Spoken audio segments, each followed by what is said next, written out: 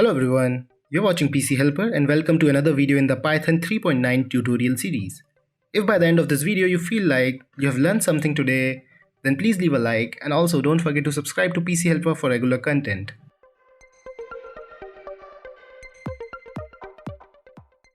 So in this video we'll be talking about how to make a program for bubble sort in Python. It is actually a very easy concept as the coding part here is only 4 to 5 lines. But the important part here is the conceptual part. So I will make you understand the concept of bubble sort through this image. So just pay attention very carefully, because if you understand the concept here through this image, then you will be able to make the program for bubble sort very easily. So just pay attention. So let's start from the very basics. If you don't know what is swapping, then first of all I will tell you what is swapping, because it is a very important part of bubble sort. So if you have two variables, let's say variable 1 is a and variable 2 is b, if you want to swap their values, you simply have to store the value of a in a temporary variable. So let's name it temp here. So once you have even changed the value of a, we have the value of a in this temporary variable. After that, we will assign the value of b to a. So half of the swapping part is done because now a has the value of b. And finally, the temporary value of a, which was stored in this temp variable, will be assigned to b.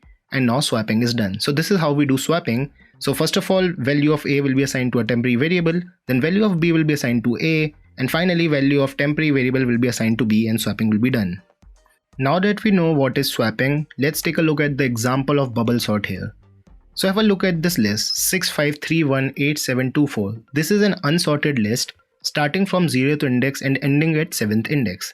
So here what we will do is, we will one by one compare the two adjacent values. So we'll first of all compare 0th value and the first value 6 and 5, and we will check if this 0th value is greater than this first value, because our final motive here is to sort the list in ascending order. So if this 0th element is greater than the first element, then we will do the swapping. So here 6 is greater than 5, so swapping was done, and 5 was the 0th element now and 6 is the first element. Then we will do the same for first and second element. Again they have been compared and swapping is done because 3 is smaller than 6. Again we will compare the next two elements, and here again swapping will take place because 1 is smaller than 6. For the next time the loop will run, we will compare 6 and 8. This time no swapping will be done because 6 is already smaller than 8. So 6 and 8 remains as it is. Now we will compare the next two values. Now you can see 8 is greater than 7, so swapping will be done. For the next time 2 is smaller than 8, so again swapping will be done. And for the last time again swapping will be done because 8 is greater than 4. So after one time the loop will run, we will have this result, that is the greatest value will now be at the 7th element. So now that we know that the greatest element is now at the last of this list, we only need to run the loop till the 6th element because the 7th element is already the largest one. So this time what we will do is, again same loop will run, we will compare all the values one by one, but this time the loop will only run till the 6th element. So for the first time swapping will take place, for the second time also swapping will take place because 1 is smaller. Third time no swapping will take place because 5 and 6 are in ascending order already. Next time again no swapping will take place. Next time swapping will take place because 2 is smaller, and for the next time again swapping will take place because 4 is smaller. So once the loop has been run for the second time, now the second largest value is at the second last element. So for the next time when the loop will run, we only need to compare till the 5th element because at the last two elements are the largest and the second largest element already. So this will continue again. And for the next time we will have the third largest value at the 5th element, and next time the loop will only run till the 4th element. And again when the loop will run, 4th largest value will be at the 4th element, and we only need to run the loop till the 3rd element.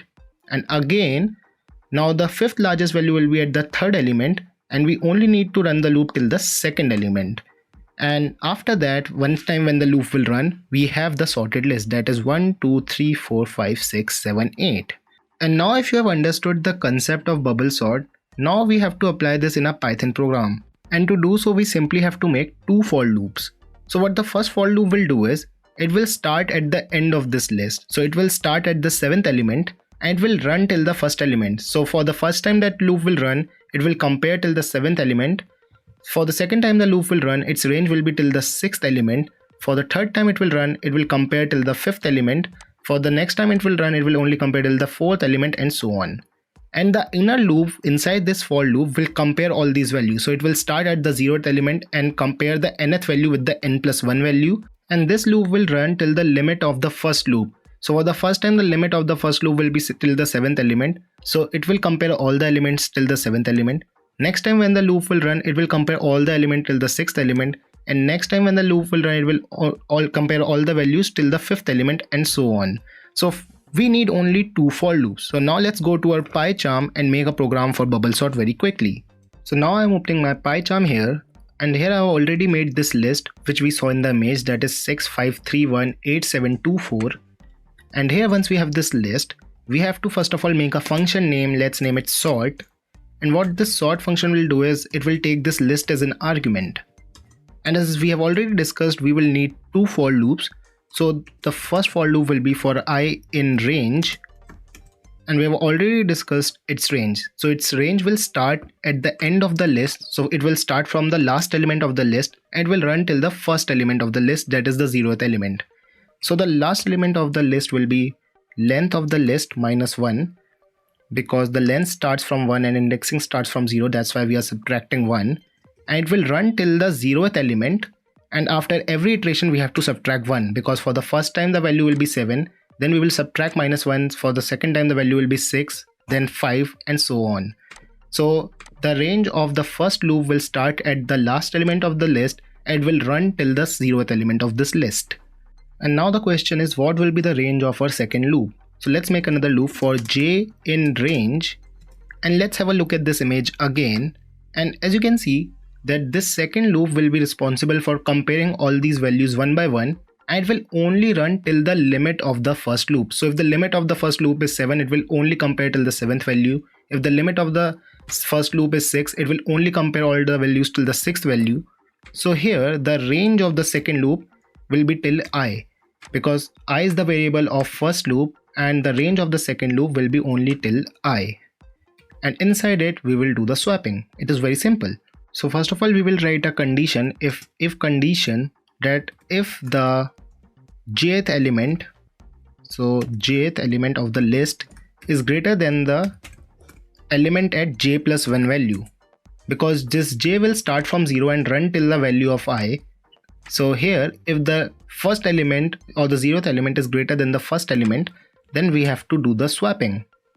And for swapping, we will simply first of all make a temporary variable named temp, and it will store the value of the first element, and then we will assign this first element the value of the second element. So list j will be equal to the j plus 1 element of this list, so j plus 1, and finally list j plus 1 will be equal to the temporary variable. It is very simple. It is just very basic swapping program, and that's it.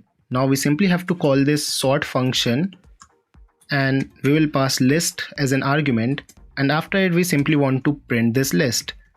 As simple as that. And now when I will execute this program, we will have this sorted list. As you can see, 1 2 3 4 5 6 7 8.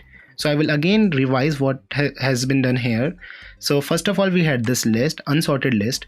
Then we made a function, and in this function the first loop started from the last element of this list and it ran till the 0th element of this list.